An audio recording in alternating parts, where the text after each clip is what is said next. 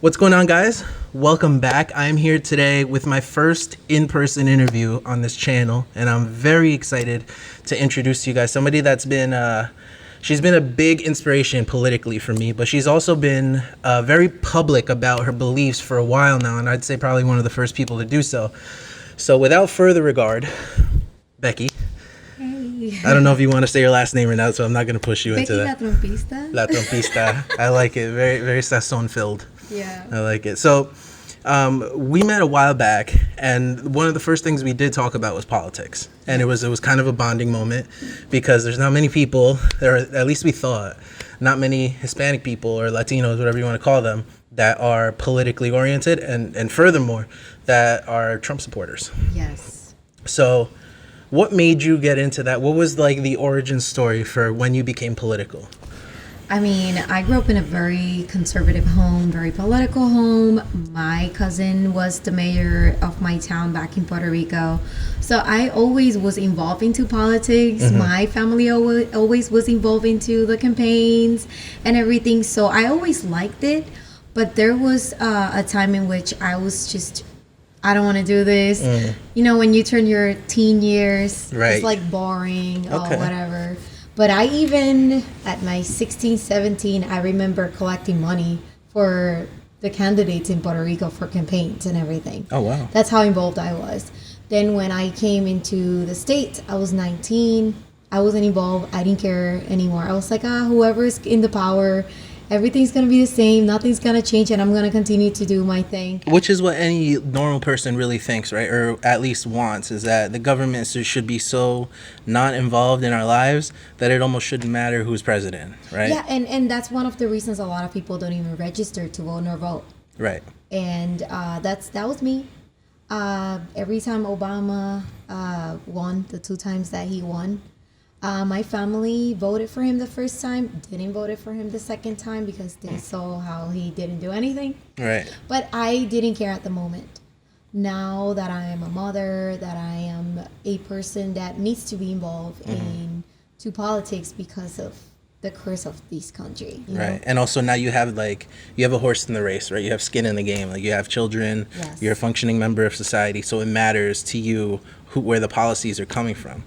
Definitely. Yeah. So, and then 2016 happened where, we need to decide a new president, new face. And we have Hillary Clinton and we have Donald J. Trump. And it's like, who am I going to vote for? So what I did, I decided to follow both of them on Facebook. And I started watching their live streaming because nobody can edit or cut the live streaming. Right. So And I that was like the defining moment of like when you started discovering what you really believed or who you thought was right. Yes, I was like, you know what? Let me listen to them, not what the media is telling me, because I've always been a free thinker and I've always been a leader, not a follower. Right. Sometimes you need to be a follower, but not all the time. Right. You need to follow Jesus. That's about it. A Jesus follower foremost. Right. But I remember watching both of them speaking in different rallies, and I was like, nah, Trump is the one that actually. I can identify myself with him more because of the way I grew up. So even that is kind of controversial, right? Because you're a woman in America. You would think anybody on the left side of the political aisle would say, well, you should be supporting Hillary, right? And this is back in 2016 because she stands for women's rights and she stands for these things. But what is it about Trump that you like identified with that kind of made you make that switch? Well, it's many things, honestly. He's always protecting the Constitution. Not only the First, the Second Amendment, he's trying to protect the whole Constitution of the United States. So my rights are very important to me. My freedom, that's, why we love being American, because we are free, right? The other thing, the pro-life. He was the first president ever marching in a pro-life. Even like you have never seen any president doing that. Right. Nor Republican, nor Democrat. Right. So that brings me right to my first line of questioning for you. Because I want to this is the first time that you're going to be on YouTube, long format. We talked about that a little bit. So I want to unpack different policies and different issues and just let you kind of speak your piece on them. and we can cut those up. You could take them for your Instagram or whatever. Awesome. You said that he was one of the first openly pro-life presidents that we've had in a long time. What's your stance on pro-life versus pro-choice? What convinced you about pro-life when it comes to the arguments that the right has or the left has, which is like simple things like my body, my choice and stuff like that. And being a woman, of course, people would probably push back on you. You're like, oh, well, you should be pro-choice. Yeah, I get attacked a lot because of that. Because I am pro-life. What I say is a lot of people take the pro-choice only when it fits their narrative, right, and to justify their actions. Right. Well, that's I like to think about Dave Chappelle's comedy special where he says, I'm not for abortion. I'm not against it either. It all depends on who I get pregnant. Yeah, I mean, but it's a hypocrite. Yeah, it's like a hypocritical way of thinking. Exactly. I usually give my testimony of how my first pregnancy at 5 months old, I lost it. Oh, wow. And I saw like the same week, I don't know if it was the enemy trying to attack me, but the same week, I had friends telling me, oh, I committed an abortion because my boyfriend told me to. Oh, my boyfriend went with me to the clinic and we, went through an abortion, and it hit me hard. But at the same time, this is for like the people that actually have a heart and know this is actually killing. But for the people that are like super liberal, super left, and they say, oh no, my body, my choice, they will think that this is something personal of me. Right. But let's discard, let's just take away my story and be more objective. Yeah. To say it that way, to be more objective, right? It's killing. No matter what. It's not something to say, oh yeah, it was an oops, and let's fix it with, abortion. There's so many ways for you to protect yourself. Not only from having a baby, but from like, any STDs out there and anything that's going on in the world right now. Right. So I don't think I think it's hypocritical when somebody says pro-choice, because what about the vaccines? What about them? Like all these kids that have to go to pre-K up to first grade, they need to have mandatory vaccines in order to be part of a public system. So you're saying that negates the whole my body, my choice. Yes, thing. because then and even the mask today. Right. If it's my body, my choice, then I don't want to wear a mask. Right. Because it's my body and it's my choice. Right. So it's like, it doesn't make sense. Yeah. So you're saying there's a huge double standard when it comes to the idea of autonomy, right? Like it's my body, so I decide to do whatever I want with it. That makes a lot of sense. And it's not your body. Right. Once it's a baby in you, it's not your body. Well, your body is now, it's creating another life. Yeah, you have another baby inside of you, like not you, but not me. Women. Right. I could if I wanted to. No, I'm just kidding. One of the things that I find interesting about that argument is the resistance to look at biological truth, right? Where it's like, well, at what age would an abortion be considered bad if you agree with abortion? And people are so blurry on that on all sides of the left. Like, nobody can give you a definite answer that says, but some people say 3 months, some people say 6 months is viable. But what I've noticed is that on the right, and this is one of the reasons that I have become more pro-life and more open about it, is everybody on the right is kind of aligned in the sense that it starts at conception. Yes. Sperm meets egg, and after that, it's a baby. It's another life. So I think there's that logical consistency that people see, and I think it's important that that gets pushed to the forefront more so than the feelings, right? I mean, it's a live being. Right.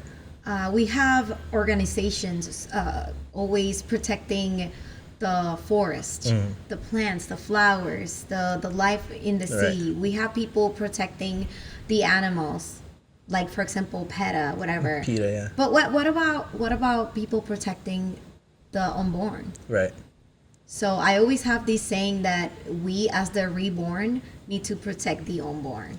I love that. Like it must be done. Yeah. We need to take a stand for that because it's not fair. They don't choose to be made and be born and none of that. One of the things that I think is interesting to talk to you about is the idea of leftism kind of negating innocence altogether, right? So not only the unborn, but children as well are not even looked at as innocent beings that need to be protected. They're looked at as autonomous people who have the right to decide their gender, have the right to decide what they want to do with their lives. You know, they have all of these say, like, they can tell us about the environment as children, but we can't set a standard on children and say they need to be protected, the unborn need to be protected, and we need to come to some understanding that innocence is good. Yes. And what's probably the most troubling part of this whole leftist agenda? And you can unpack all the stuff about pedophilia, because I'm kind of curious about all of that, because I had a video yesterday and I said I went full tinfoil hat because of all this stuff going on about Donald Trump getting shot out, or almost getting shot, whatever. And so it just leads me down this conspiracy theory route, which I'm not about. Mm-hmm. But the abuse of children is something that's really in plain sight right now. Yeah, it's a fact. I mean, it's sad. And I mean, like I told you before, I'm a mother. Mm-hmm. I have a 9-year-old boy and a 5-year-old daughter. Oh, and every time I see these pictures of these kids being, beaten and, all taped up, and all the crazy pictures we see daily on social media, because it's out there now. Right. It makes me think, like, what are we doing? What are we doing? And when I say we, is because we need to do something as well. Mm-hmm. Like, these people are harming children daily for years. Right. Like, we know about this today, but it was all in front of our faces for a long time. And we never saw it because we've been so drunk with everything around the world. Even us as Christians, we are not sober enough, and we're not alert enough to actually see what was in front of our faces. Right. To protect our children, to see, watch what they're watching, control what they're doing, and not controlling in a controlling way, like I'm governing your life, whatever. Right. But we're supposed to be that voice of reason to boundaries. Them, right? Yeah. And, talk to them about, like, in a certain age, you have to start talking to your kids about sex. Mm-hmm. Nowadays, it's like a taboo in church, everywhere. If you don't teach them the right way, the biblical way, they won't know what is it about. And the world will teach them. Right now, we have the left showing them that they could be anybody. And they could be humans and identify themselves as anything or anyone, or even an animal. Yeah, they could identify what's worse themselves as a tree. Yeah, and what's worse is they're doing it at such a young age. Yeah. Kids are getting sex ed in school younger and younger and younger. I don't remember sex ed until I think I was in high school. Yeah, like I remember learning about sex and STDs and all these things in 9th grade. Yeah. High school here. Yeah. Puerto Rico is middle school, but high school here. Yeah.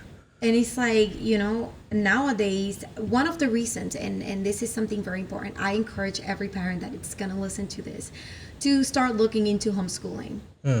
I am homeschooling. This is my 3rd week.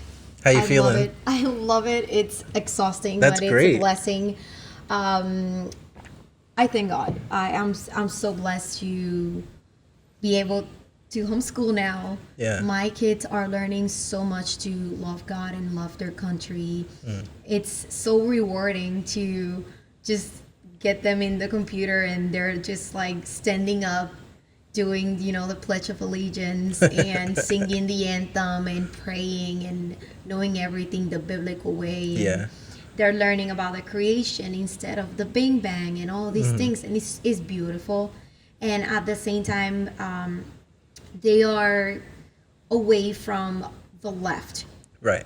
One of the reasons I am homeschooling is because in September, and this is a fact, in September, before the Rona happened, I don't know if they're going to start this month, but in September, they were supposed to start the LGBTQ plus curriculum in New Jersey. Wow. They were going to teach the children at the age of 8th grade and up. I think that's 12, 13 years old. No. They were going to start teaching them anal sex and masturbation. Wow. That should be concerning not only for the Christian community, but for all parents. Mm-hmm. Like, I don't need my children to learn that in school. Like, yeah, I mean, I think that's one of the things that it to me is startling, is this disregard for self-accountability, right? So you as a parent should be the one to initiate the conversation with your children at an early enough age where they're not going to learn it from their friends first, right? And from there, then they grow up to be self-accountable adults. And to me, that's what's kind of pushing me more and more away from the left, is this idea that everything that we do is justified because of circumstances that we've been through. So I wanted to talk to you. I think you did a great job unpacking homeschooling and the benefits. But before that, it's just like talking about the justifying thing. It's all about, oh, it's just a disability or it's a mental issue. They're looking always for a study on something, and there's always a problem with the child. Right. They will always justify it with a mental issue. Right. Look at Greece now, saying that pedophilia is a disability, and they're going to start paying benefits for disability in Greece for pedophiles. Really? Yes. It's Google it, look it up. The first I ever heard about anything like that was a TED Talk from Sweden or something like that, and they were talking about how it's a disability or it's an orientation, like Yeah. it's a sexual orientation. But- It's not something they control, and I found that to be it's the most culturally Marxist thing, right? It's postmodernism at its finest. It's like, well, what's to say that this isn't the right way to engage it? It obviously that's wrong, but when we disregard absolute right and absolute wrong, now we're left with this whole mess where we can make anything good if we really wanted to. Yeah. And that's scary to me. That's why I'm glad I don't have kids right now. I'm really glad. But It's hard. It's hard to be a parent nowadays. yeah, I can imagine how it'll get if things keep going this way. And I know a lot of things because of the BLM and the Black American communities being concerned about, the fatherless homes and all these things. But at the same time, there is everywhere in the United States right now, we have lacking on the parents. Like, we are working so much and we're putting so much time into work and other things that we're lacking on the time that we give to our children. Right. What am I talking about? The tablet is raising our children. Right. The old electronics, Netflix, the video games, all these things are raising our children. Pop culture. We're working hard, we're getting home, and what are we doing? We still have to do other things.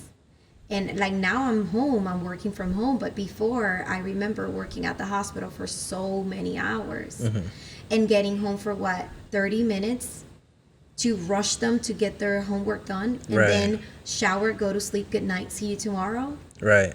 You only had 30 minutes So from me. what do you think the counter to that is? What do you think the solution? Because I feel like a lot of people listening would say, well, I agree, but it's not like I can stop working. It's not like, right now COVID is kind of a separate thing. This is a rare moment in time.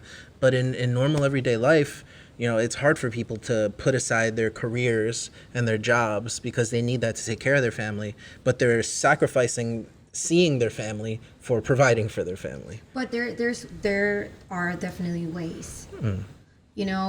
There's time for everything. It's biblical. Yeah. And we need to prioritize and make time for everything. For work, sometimes we're more on our phones than with our kids. Right. We go to bed so late and we take so much time with social media and more work. Sometimes people take work home. Right. Like, don't do that. Just, if you prioritize, if you separate everything and you organize your life, I'm pretty sure you'll have time for your children. And they will deeply appreciate it, and you'll appreciate it later on when they grow up. I love it. I'm telling you. I want to switch gears a little bit with you. We're going to talk about the BLM stuff, which I'm really excited to get into. But I want to talk more about, not necessarily Lexit, but you've kind of come to your Instagram popularity through Lexit a little bit, or vice versa, honestly. But a lot of what has been talked about is this the immigration debate or the ICE debate, right? Children in cages is the common phrase that the left uses. What are some of the big misunderstandings that Latinos have about conservatism and the big misunderstandings they have about liberalism, for that matter? Well, I like to number things out. So number one, ICE is like the superhero of the human trafficking daily. That's where I was hoping you were going to go. They daily. Was it like 3,500 human traffickers get caught a month or a year, like something like that? They I don't have the numbers with me right now, but it's crazy how they rescue people daily, like all these kids and young girls and young guys. The reason why they separate them at the moment that they cross the border, first of all, like this is a little extent, but I need to break it down because a lot of people don't understand this. Yeah, I was hoping you were gonna go. They get separated already in their country. Yeah. Because not all the time the three, mom, dad, and kids come. Right. Usually the mom with the kids or the dad with the kids. Or a stranger, the majority of the time is a stranger who comes with these minors. Right. So as soon as they cross the border, they get caught. They separate the minor from the adult. Just in case they're not related, or just in case the kids are in trouble. This person the kid goes to a shelter. This person goes to a separate place, and this person is processed. They gotta verify. They have this, and the reason I know this is because I know friends of mine that, and thank God because of my platform that I know a lot of people that that'll work give for you the real information, and, border security and everything. So they give you this kind of like rundown of how everything goes and the processes. And it's really not like out of the world. It's not like the media is telling you. First of all, the cages was in Obama era. There's no more cages. These kids are separated as soon as they get caught. Kids go to a shelter, which they have curricular and extracurricular programs.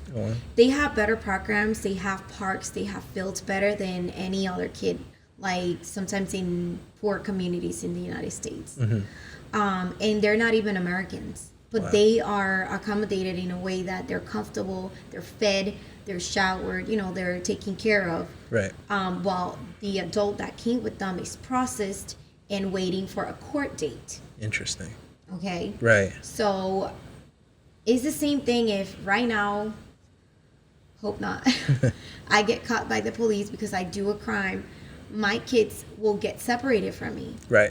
It's for the safety of the kids that they get separated. They will, DIFUS, in the case of New Jersey, DIFUS will take care of them and I will go to jail. Right. That's how it works. Right. Or I will probably be bailed and waiting for a date. Same thing. Yeah. And along the human trafficking lines too, I think a lot of people don't mention that a big part of it, or a large part of the journey, starts before they even get to the border. Yes. And they group up these kids and they pair them with sex traffickers. They're sold. And they're sold. Them, and it's almost like their ticket into the United States, because Yes. if you're with a kid or it's your family, you get granted asylum, I think it's called. I'm not sure if those are the logistics. Yeah, but they have tests and everything to, like those quick tests to check the DNA. Oh wow. To verify that the person is actually a family member Right. or related or anything like that.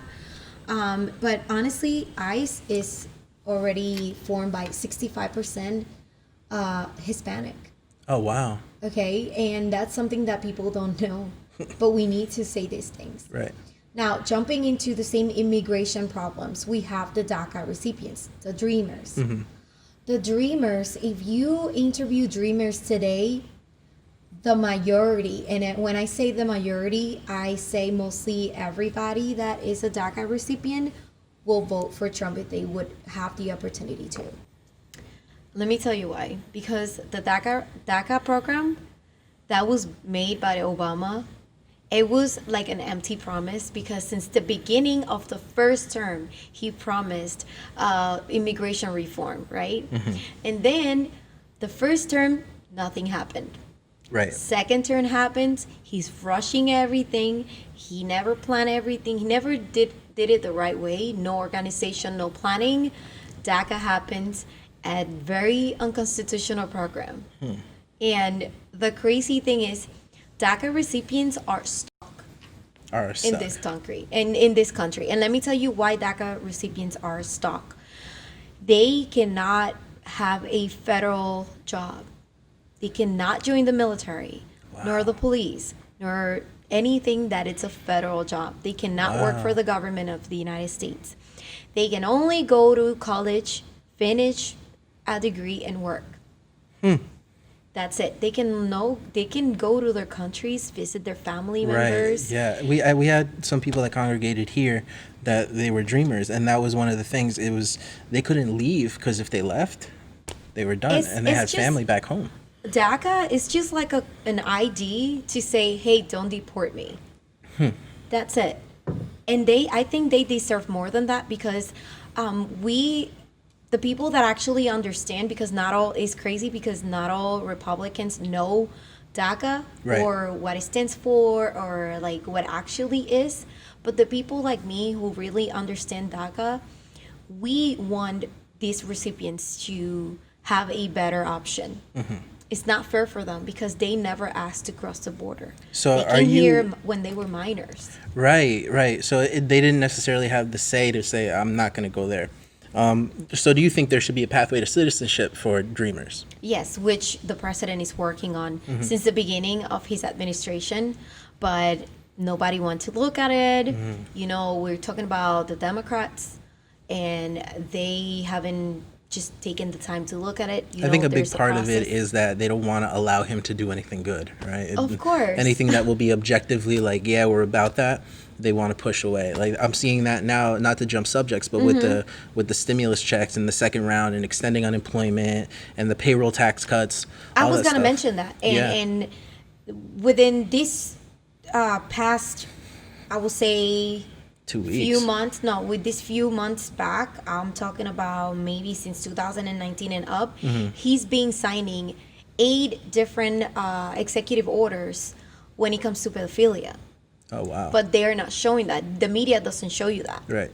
The media is not showing the $35 million that he gave to all these children, you know, the trafficked children. Right. The media doesn't show anything that he does because it's not fitting their narrative. Right. You know, so it's crazy, but at the same time, I'm glad that I'm a free thinker, and many people that follow me are too. Yeah. And I'm able to be the voice of many people that are not able to be vocal because of their jobs or anything else. I've noticed a big trend with that too since I started posting. I've been getting a lot of personal messages, DMs, people just saying thank you, and they wish they could speak up, but they're in real estate or something, and they don't want to lose half their business, which to me is a very scary sentiment. The fact that you would have to hide your political leanings, which is a very open thing that we should all be able to talk about, because you don't want to risk getting fired, or you don't want to risk people not hiring you. And I think all of this does go back to a lot of what I talk about on my channel, which is postmodernism and Marxism, which is this need to collectivize people according to their color, their skin color, their sexuality, and making all these little groups that then they can pin against each other. So I want to kind of get into the talk about the Black Lives Matter movement. And for me, that was the catalyst. That was what kind of made me start speaking out. The George Floyd incident, which was absolutely wrong. I saw Black Lives Matter sticking their foot into it and then trying to become the voice of George Floyd. And that's when I was like, I can't have this, because then the church got involved as well. Yeah. And that was one of the things that I had to battle with internally. I think you saw one of my live videos. I was so upset because my church got involved. And I'm like, we as Hispanic, we trust so much Univision en Telemundo, en CNN en español, and it's like, are you kidding me? Yeah. Like, you are theologists, you are people that actually understand so much about everything, including prophecies. Like, you know exactly which times we're living in, and you buy into that? Right. Are you kidding me? Right. It was a hit for me. Yeah. I was so upset. Yeah, the big part that hurt was that the entire thing is presupposed, is based on a lie, right? The idea, well, going back all the way to Michael Brown with Hands Up, Don't Shoot, which wasn't a true story. It was fabricated completely, all the way to George Floyd, which now more footage is being uncovered. Still think it was wrong. It was wrong. It's Black Lives Matter playing on the fear of the Black American people, saying that you're disproportionately more likely to get shot, when every statistic says that that's not the case at all. And I felt like a guilty conscience for seeing the church coming out in support of these things when it's founded on a lie.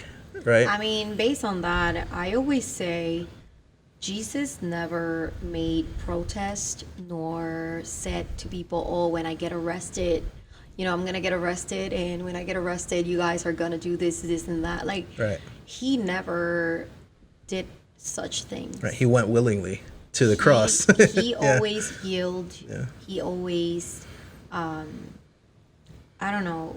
I think we should follow more Jesus.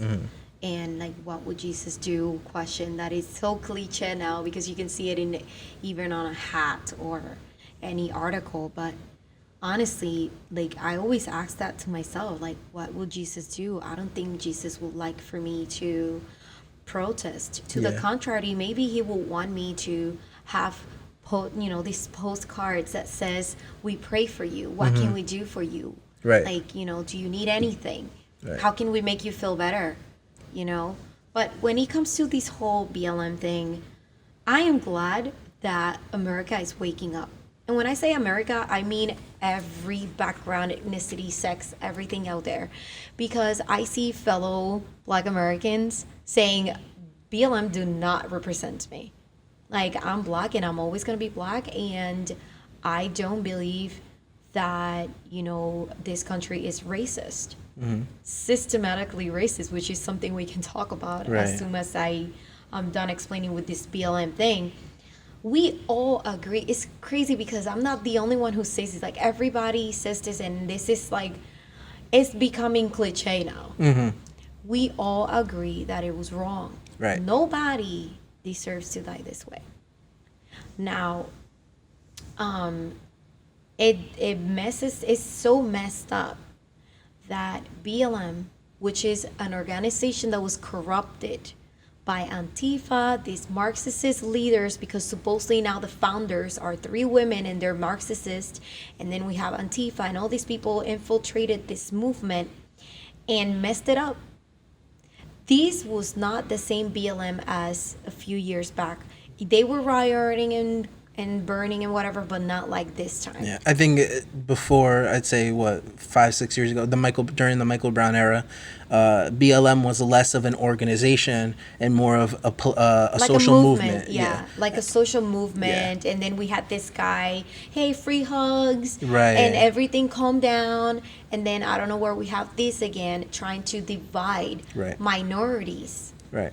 Okay, so everybody started attacking each other. Right. And that's one of the scariest things is they're being successful with this division, right? So a lot of the things that BLM advocates for, which is on their website, is destroying the nuclear family. It's trying to separate children from their families because you're supposed to be raised in a tribe according to Marxism. They don't believe in the idea of a family unit, right? So all of these principles, which honestly are very important principles to the Black community. Family is super important to the Black Yes. community. Church, pro-life even is very important to the Black community.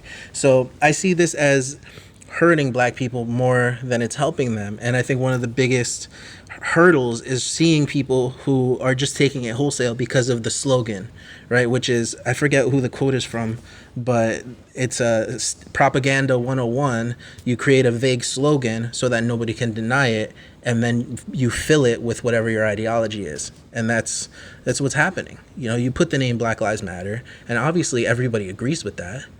Who's going to say that Black lives don't matter? That's not a very good thing to say. So you take that vague name and then you fill it with all of these little nuances, a Marxist ideology and anti-family, pro-LGBTQ, and all of a sudden you are toppling the male patriarchy, as you call it. Yeah, but at the same time, we go back to the hypocritical behavior again. Just like the Me Too movement. Right. Where is the Me Too movement? Where was the Me Too movement when Vanessa Guillen was killed?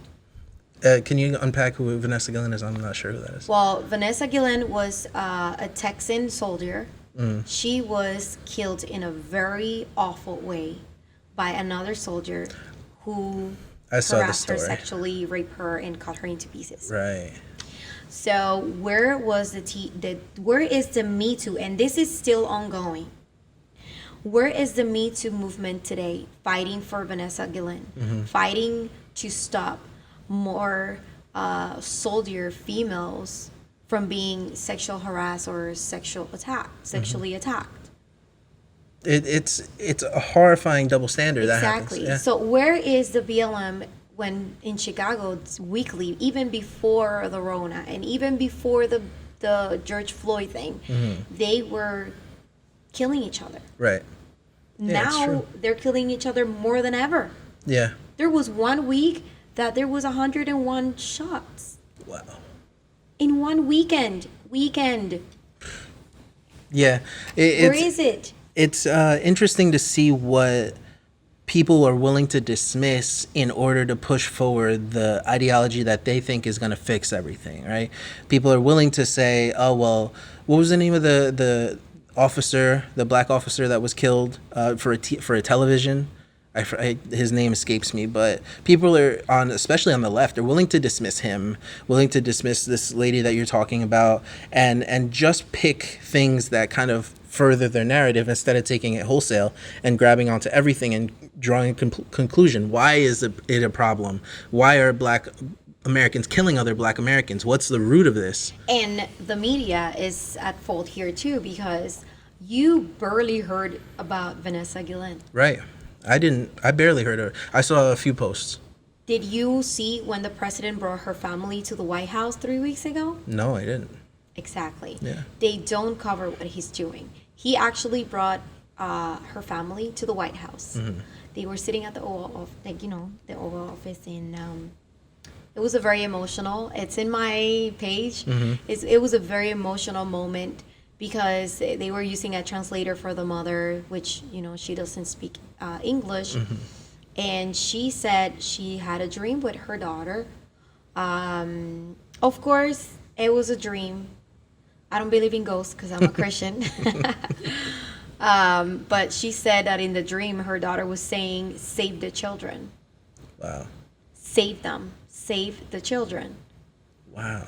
And that was powerful. And nobody translated her the right way. The translator stood quiet, and the daughter, she just translated another thing, maybe to protect her mother so people don't call her crazy. Right. But that was a dream.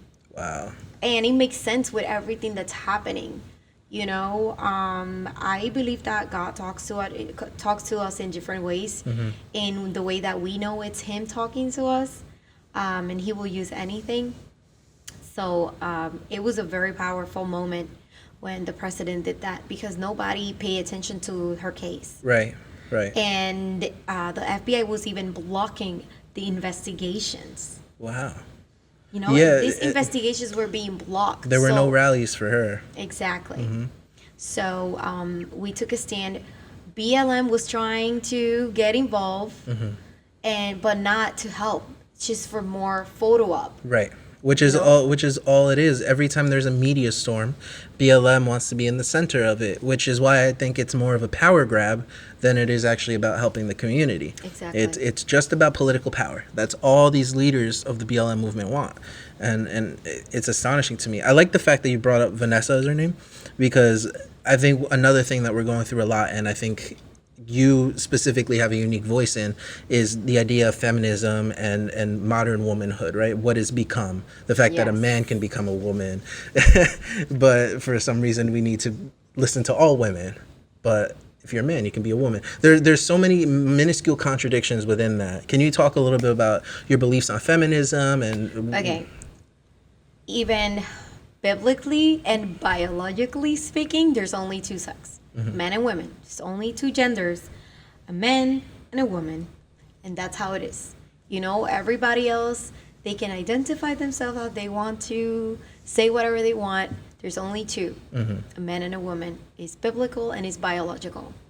Now, after that, I want to say this new generation, this society is conditioning people to think that women can do anything that men can do, and women are more powerful, and all these things, right?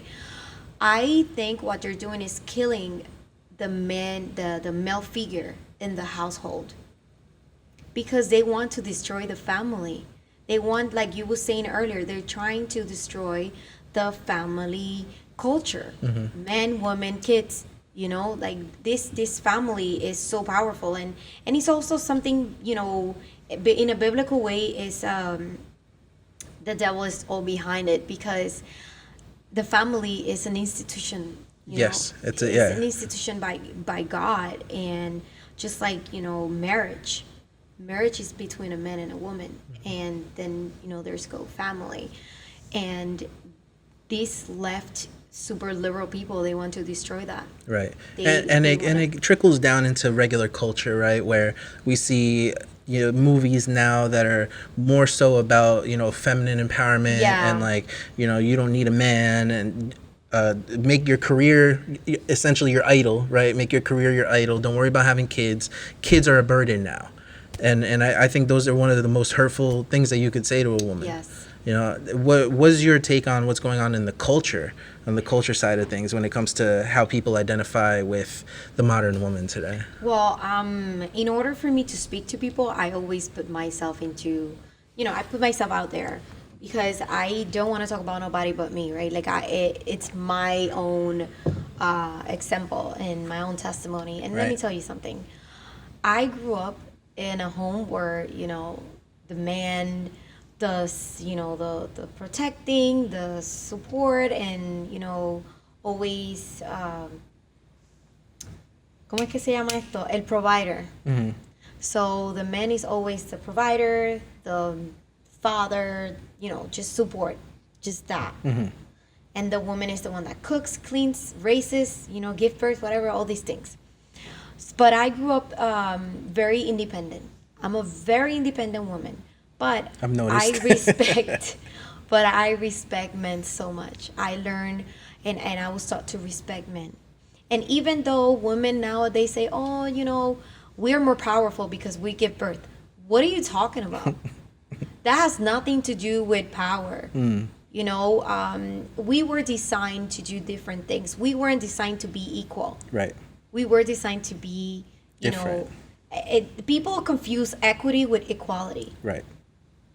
Equity, Yeah, not equality. I'm of the You cannot belief be that equal. we're made to be equal, but to work differently. Yes. And complement each other. Right? It's called complementarianism.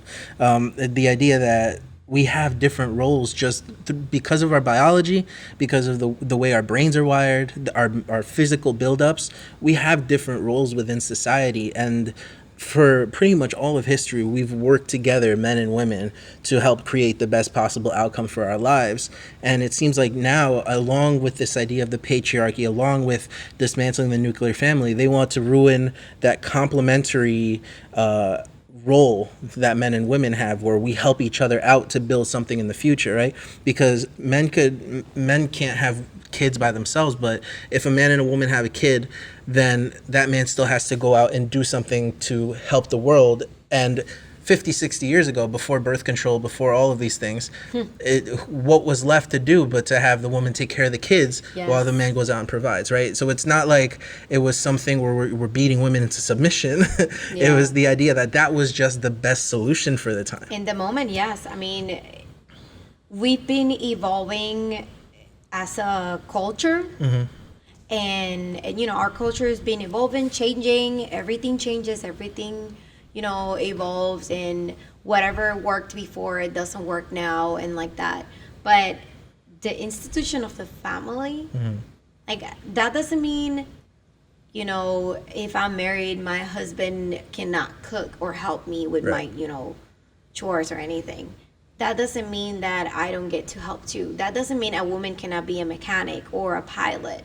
That doesn't mean a man cannot be a chef Right. or do nails. Right. You know, it's all about, you know, the balance when it comes to, you know, women and a man. But I don't think it's right for women to think that they are more powerful than men, or men more powerful than women. Right. There's always a balance, and like I said, it's all about equity and not equality, because we are not equal.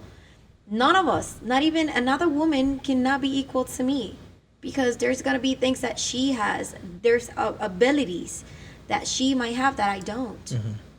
You know, and people is so confused with these things, and it's because we're so visual, and everything we see, we believe in these movies throughout the years and history.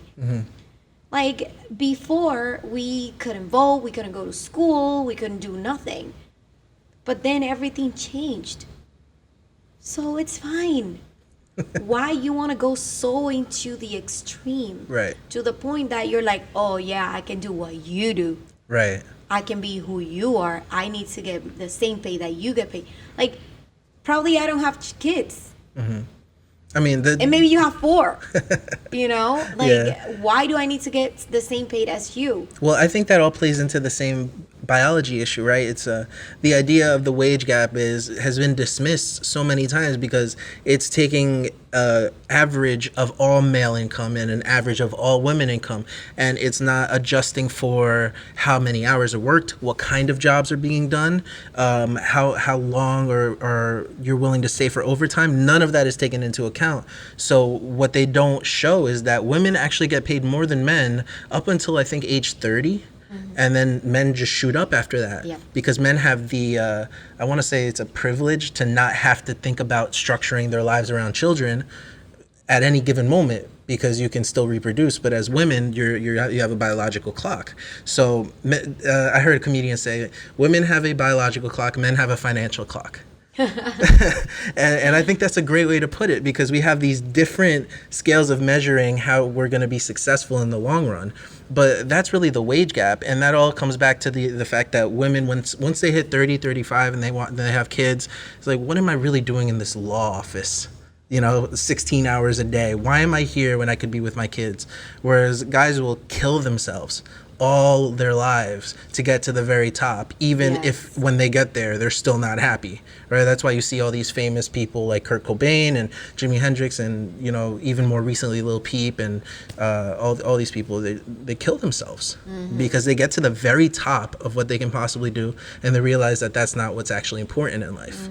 So to me, when I get into the debate of gender roles, I like to structure it around the fact that we're wired differently and we have different expectations and different ways of filling those expectations. Definitely. Yeah. So I do want to wrap this up nicely. I want to talk a little bit about what you're doing with Lexit. We'll talk about what Lexit is and what you're going to be doing moving forward because we got to hear from Becky more. Okay, so Lexit is for the Latinos exiting from the Democratic Party. We are an organization, a registered organization. We are based in California and Texas. I'm the state director for New Jersey, and I'm also a board member. It's a blessing. I'm humbled. And right now, I'm working with the GOP of New Jersey as well, separately from Lexit. But with Lexit, we have around 15, 16 members. We're actively everywhere, Texas, Utah, Florida. We're everywhere right now. And all we're trying to do is educate our community, not only Hispanics, like everybody we can educate so they can wake up from that bubble, like I call it. And it's expanding quick. Yes, and I'm glad it is. Every time I talk to people, I kind of I want to hear them first because I don't want to be attacked or I don't want them to close the doors real quick on me. And when I hear them talking, like this lady the other day in my city, she was like, I don't understand why everything is open, but the churches are being limited. And she says that's one of the reasons why I switched my vote to Trump. And I'm like, so what is Becky doing? Besides my ministry and homeschooling and working from home, I am doing politics. I'm educating everybody I can. I do not want to run for Congress or mayor. A lot of people always tell me, please run for Congress. If ALC did it, you can do it. I'm like, no. Becky Lexit for New Jersey? Yeah, no, it's not just happening? Becky, LaTrumpista. And after November 3rd, hopefully our president wins. I'll continue to educate New Jerseyans because we have the governor elections in 2021 and we need to take Murphy out, please. Please, that would be amazing. But yeah, I mean, there's so much more to do, honestly, and I encourage everybody to, if you are listening to this video, to just contact me anyway. Just email me, follow me on my social media as LaTrumpista, and just reach out to me. Maybe we can do something here in New Jersey, maybe like a rally or something. Let's do it. Very cool. Well, thank you so much for taking the time. I know you have a little bit of a ride ahead of you, but nonetheless, I can't wait for this to be posted, and can't wait to hear the feedback. Awesome. Thank you. Thanks a lot.